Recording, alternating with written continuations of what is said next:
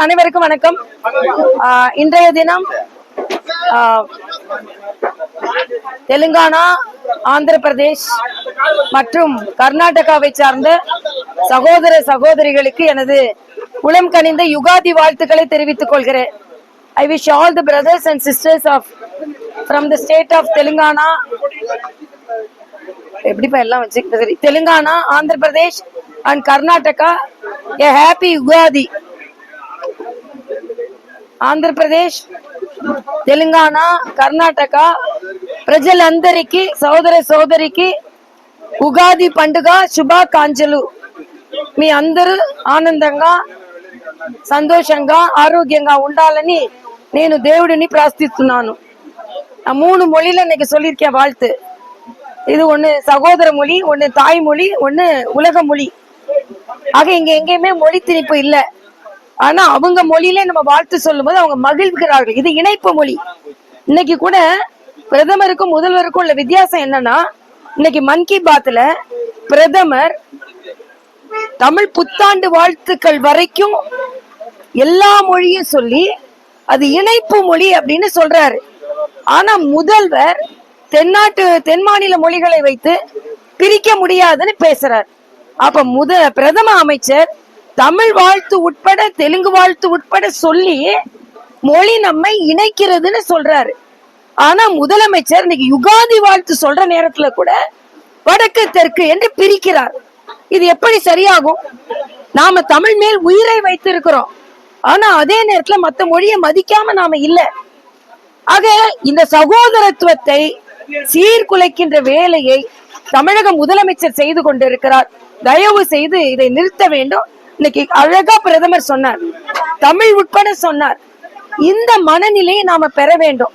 இப்படி சொல்வதனாலே உடனே தமிழுக்கு எதிரானவர்கள் இல்ல, தமிழுக்கு ஆதரவானவர்கள். தமிழ் பாரத தேசம் முழுவதும் போகணும். உத்தரப்பிரதேசத்துல மத்திய பிரதேசத்துல ஒருத்தர் 3வது மொழியாக தமிழை எடுத்து படிக்க முடியும் என்பதுதான் புதிய கல்விக் கொள்கை. அதனால் நீங்க அதை பின்பற்ற வேண்டும் என்பதை நான் கேட்டுக்கொள்கிறேன். இன்னொன்று, இந்த ஊரக வேலை வாய்ப்பு திட்டம், மகாத்மா காந்தி ஊரக வேலை வாய்ப்பு திட்டத்திற்காக இன்றைக்கு ஆர்ப்பாட்டம் செய்யறாங்க. பாராளுமன்றத்துல அமைச்சர் கனிமொழி அவர்களின் கேள்விக்கு உத்தரப்பிரதேசத்தோட அதிகமா கொடுத்திருக்கோம், ஆனா ஒரு 4000-5000 கோடி ஏன் கொடுக்க முடியலன்னா சில விதிமுறை மீறல்கள் இருக்கிறது, சில சந்தேகங்கள் இருக்கிறது, கணக்குல சந்தேகம் இருக்கு. அந்த கணக்கு சந்தேகத்தை நாங்க சரி செய்த பின்பு கொடுக்கிறோம். ஆனா நரேகா திட்டத்தை வரைக்கும் கொடுக்கறதுக்குள்ள வட்டியோட கொடுக்க முடியும். ஆக ஒரு முறைகேடுன்னு தெரிஞ்சா கூட அந்த கணக்கு பார்க்க கூடாதுன்னு சொன்னா எப்படி? மரியாதைக்குரிய எம்ஜிஆர் காலத்துல இருந்து திமுகவுக்கு கணக்குன்னு கேட்டாலே கோபம் வந்துடும். கணக்குன்னு இவங்க பிணக்க ஆரம்பிச்சிருவாங்க. ஆக ஒரு சரி செய்த அப்புறம் கொடுக்கறோம்னு சொல்றாங்க. ஆக நீங்க ஊழல் செய்து கொண்டே இருப்பீங்க. கொடுத்த பணம் சரியாக பெண் தொழிலாளர்கள் உட்பட அவர்களுக்கு கொடுக்கப்பட்டதா? இன்னைக்கு பிரதமர், இன்னைக்கு முதலமைச்சர் வெயில வேகாம வேலை செஞ்சவங்களுக்கு சரியா பணம் கொடுக்க மாட்டாங்கன்னு சொல்றாங்க. இல்ல, போதிய அளவுக்கு நிதி கொடுக்கப்பட்டு விட்டது. குறிப்பிட்ட நிதி ஏன் கொடுக்கப்படவில்லை என்றால் அதில் விதிமுறை மீறல்கள் இருக்கிறதா என்று சந்தேகம் எழுந்திருக்கிறது. ஊழலே நடக்கலன்னு சொல்லுங்க, நிதி இல்லையா, மனது இல்லையா அப்படின்னு முதல்வர் கேட்கிறார். ஊழல் இல்லையான்னு பதில் சொல்லுங்க. ஆக எல்லாமே மக்களின் வரிப்பணம் தான். அதிகாரிகளும் மற்றவர்களும் சுருட்டுவதற்கு மக்கள் வரிப்பணம் இல்லை. இன்னொன்று, இங்க பனையூர்ல நின்று பேசி கொண்டு இருக்கிறோம். தம்பி விஜய் வீடும் பனையூர்ல தான் இருக்கு. சாலி கிராமத்துல சின்ன பையனா எங்க வீட்டுக்கிட்ட இருந்தவரு அப்புறம் சாலி கிராமத்துல இருந்து பனையூருக்கு வந்திருக்கிறாரு. ஆக வாழ்க்கை விரிவடைய விரிவடைய விஜய்க்கு சாலி கிராமத்தில் இருந்து பனையூர் தேவைப்படுகிறது. அதே மாதிரிதான் விமான நிலையத்துல பயணிகள் அதிகரிக்க அதிகரிக்க வசதிகள் அதிகமாகும் பொழுது மீனம்பாக்கத்தில் இருந்து பரந்தூர் தேவைப்படுது. பரந்தூரை யார் செலக்ட் பண்ணி கொடுத்தாங்கன்னா மாநில அரசு செலக்ட் பண்ணி கொடுத்தாங்க. ஆக உங்களுக்கு பனையூர் தேவைப்படும் பொழுது மக்களுக்கு பரந்தூர் தேவைப்படக்கூடாதுன்னா எப்படி? பாதி வேலை முடிஞ்ச அப்புறம் பரந்தூரே வேண்டாம் அப்படின்னு இல்ல, அந்த மக்களுக்கு அதிக தொகை ஈடுபாடு கொடுங்க, காம்பன்சேஷன் அதிகம் கொடுங்க. அந்த மக்களுக்கு அதிகமாக பணம் சம்பாதிக்கும் அளவிற்கு வேலை வாய்ப்பை ஏற்படுத்தி தருவோம். விவசாயிகளுக்கு இன்னொரு இடங்கள்ல பறந்து விரிந்த நிலத்தை கொடுப்போம். ஆக உடனே முன்னேற்பாடுக்கோ டெவலப்மெண்ட்டுக்கோ ஆதரவா பேசினா உடனே விவசாயிகளுக்கு எதிராக பேசுவோம்னு அர்த்தம் இல்லை. இந்த இடத்தை செலக்ட் பண்ணி கொடுத்தது மாநில அரசு, இன்னும் விவசாயிகள் இல்லாத இடத்தை கொடுத்திருக்கலாம். ஆனா அவங்க கம்பேர் பண்ணதுல இது விவசாயிகளை பாதிக்காத இடம் என்று சொல்லும் பொழுது விவசாயிகளுக்கு இன்னும் அதிக வாய்ப்பை கொடுக்கலாம், இன்னும் அதிக இழப்பீடு அதிகம் கொடுக்கணும். ஆனா பரந்தூரே வேணான்னு சொல்லிட்டு பனையூர்ல உட்காந்து சொன்னா எப்படி தம்பி? இது தவறு.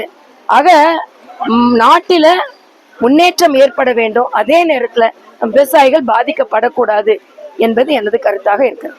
மேடம், இப்போ தாவேகா தலைவர் விஜய் 2026ல தாவேகா திமுக தான் போட்டி அப்படின்னு சொல்லியிருக்காரு. அதிமுகவையும் சேர்க்கல, பாஜகவையும் இது பத்தி சேர்க்கல.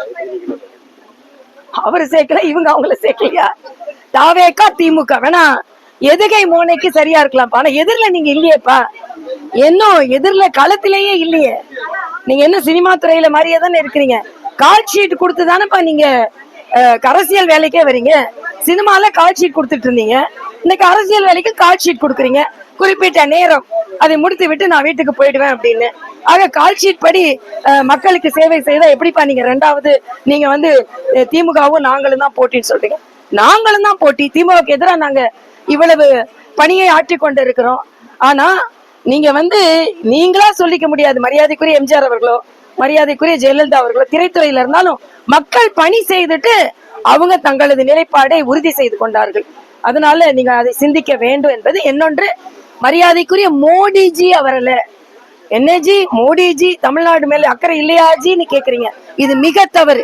கரோனா போன்ற காலத்துல தமிழ்நாட்டு உட்பட எல்லாவற்றையும் காப்பாற்றியார் மோடிஜி.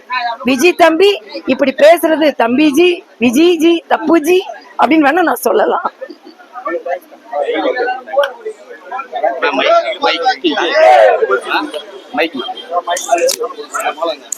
அப்படியே எடுத்துக்கோ. எடுத்தாச்சா? Okay okay.